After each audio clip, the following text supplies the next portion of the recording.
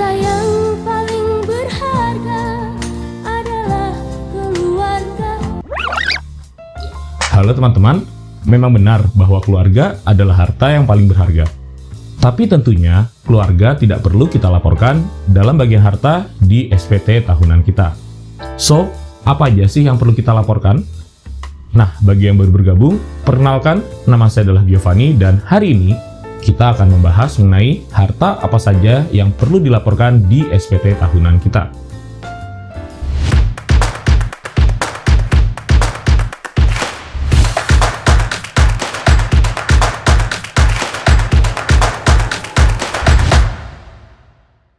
Mengisi laporan SPT tahunan merupakan kewajiban kita sebagai wajib pajak orang pribadi. Nah, seringkali kita hanya melaporkan jumlah penghasilan yang kita terima maupun bukti potong yang kita dapatkan dari kantor. Seringkali kita lalai dalam mengisi hutang ataupun harta. Padahal, kedua hal ini merupakan bagian yang penting dalam SPT kita. Hal ini terbukti dengan adanya program tax amnesty maupun program pengungkapan sukarela. Karena kelalaian kita tidak lapor harta, kita malah harus bayar PPh final. Yang sebenarnya, dalam pelaporan harta itu tidak ada kewajiban pajak yang melekat. Nah, dalam prakteknya, terkadang kita tidak mengisi harta karena kita bingung.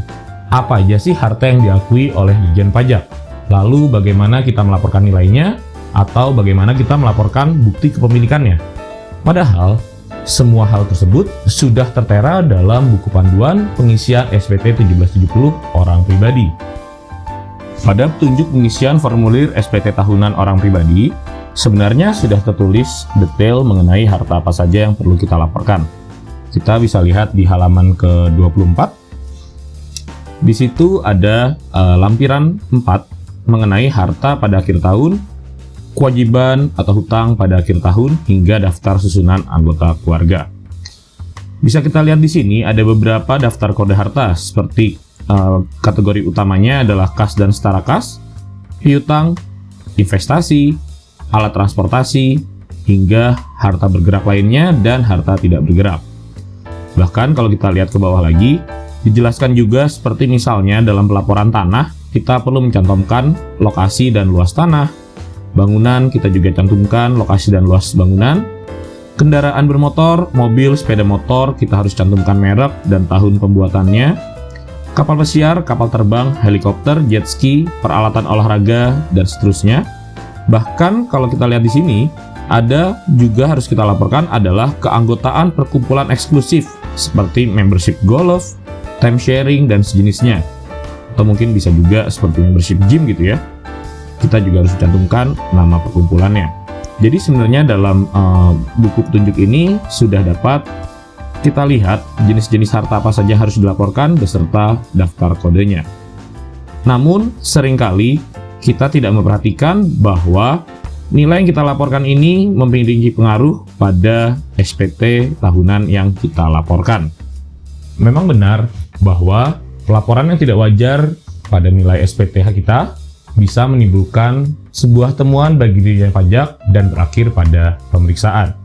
Oleh sebab itu, ada satu langkah yang harus kita lakukan sebelum melaporkan SPT tahunan kita, yaitu melakukan ekualisasi antara penghasilan dengan nilai harta dan hutang yang akan kita laporkan.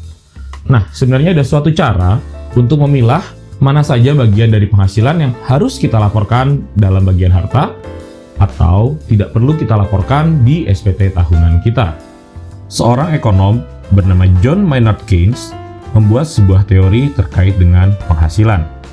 Jadi, penghasilan adalah konsumsi ditambahkan dengan tabungan atau investasi. Artinya, setiap penghasilan kita pasti habis untuk konsumsi atau sisanya kita alokasikan untuk tabungan dan investasi.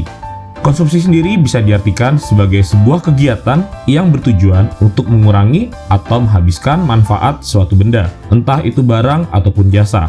Biasanya, konsumsi kita pakai untuk memenuhi kebutuhan dan kepuasan kita secara langsung. Sedangkan kalau kita pakai definisi dari akuntansi, maka biaya atau konsumsi adalah segala sesuatu yang masa manfaatnya untuk jangka pendek atau kurang dari 1 tahun. Seperti misalnya biaya makanan dan minuman, uang kebersihan, air, listrik, telepon, internet, hingga kebutuhan rumah tangga yang lainnya. Dan yang termasuk di dalamnya adalah cicilan pembayaran hutang, seperti cicilan pembayaran rumah, mobil, dan lain sebagainya. Sedangkan tabungan atau investasi, atau yang kita bahas di sini adalah dalam bentuk harta, saat ini tidak selalu dalam bentuk tabungan atau investasi yang konvensional dan tradisional, seperti tabungan di bank maupun deposito. Secara teori, pada prinsipnya, tabungan atau investasi adalah segala sesuatu yang menyimpan nilai harta. Tadi kita sudah bahas beberapa jenis harta seperti kendaraan, modal saham, tanah, bangunan, dan lain sebagainya. Namun, yang perlu kita sadari bahwa asuransi bahkan hingga hewan ternak juga dapat diartikan sebagai tabungan. Kenapa? Karena baik asuransi maupun hewan ternak juga memiliki sifat menyimpan nilai. Atau sebenarnya kita bisa juga kembali ke teori Keynes, yaitu tabungan atau harta adalah bagian yang tersisa dari penghasilan setelah diambil untuk konsumsi. Singkatnya, setelah Anda selesai dengan segala urusan konsumsi, maka sisa dari penghasilan tersebut adalah harta Anda. Tidak peduli apapun bentuknya, dan tidak melihat apakah nilainya akan semakin naik atau malah mengalami penyusutan. Dalam hal ini, saya akan memberi catatan khusus untuk asuransi. Produk asuransi saat ini sudah memiliki banyak jenis, seperti misalnya asuransi unit link yang akan memberikan nilai tambah setelah periode tertentu, atau asuransi whole life yang akan memberikan manfaat pasti, misalnya pencairan pada saat megang polis meninggal atau pada saat selesai akhir kontrak dan polis. Untuk kedua jenis asuransi ini, jika kita kembali ke teori Keynes, bahwa produk-produk tadi memiliki sifat menyimpan nilai atau harta. Jadi, untuk produk asuransi yang memberikan manfaat pasti harus kita laporkan dalam SPT kita. Sedangkan produk asuransi tradisional lainnya seperti asuransi kesehatan, di mana manfaatnya baru akan kita terima jika kita mengalami suatu penyakit, maka hal tersebut tidak perlu kita laporkan dalam SPT kita. Jadi, apa saja harta yang harus kita laporkan di SPT tahunan kita? Apakah kucing angora saya yang nilainya belasan juta harus saya laporkan? Atau koleksi sepeda saya yang nilainya ratusan juta harus saya laporkan? Atau nilai jam tangan saya yang nilainya miliaran rupiah harus saya laporkan? Nah, kembali ke teori Keynes bahwa penghasilan sama dengan tabungan plus konsumsi, maka segala sesuatu yang tidak kita laporkan sebagai harta atau tabungan dianggapnya adalah habis atau menjadi konsumsi. Hal ini yang akan menimbulkan masalah di kemudian hari apabila kita tidak melaporkan harta-harta tersebut. Misalnya, kita mengoleksi sepeda, setiap tahun kita beli satu sepeda baru harga 40 juta, 50 juta, dan seterusnya. Di tahun kelima, tiba-tiba kita membutuhkan uang atau kita melihat ada sebuah peluang bisnis yang bagus. Semua sepeda kita jual, lalu kita kumpulkan menjadi sebuah modal untuk menjalankan usaha. Nah, pasti akan timbul pertanyaan dari mana modal yang kita bisa dapatkan untuk memulai usaha kalau nilai hartanya tidak ada yang berkurang.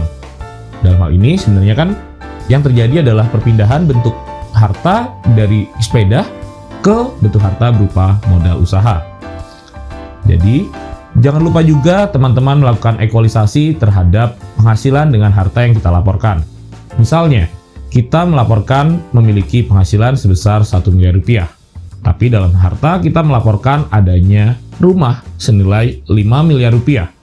Tentu hal itu juga akan menimbulkan pertanyaan bagi Dirjen Pajak.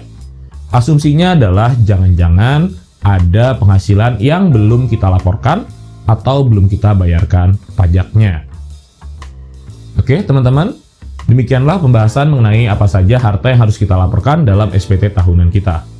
Jangan lupa di-subscribe dan dibagikan channel ini kepada teman-teman lain yang membutuhkannya. Akhir kata, saya Giovanni. Terima kasih sudah menonton video ini dan sampai jumpa di video selanjutnya.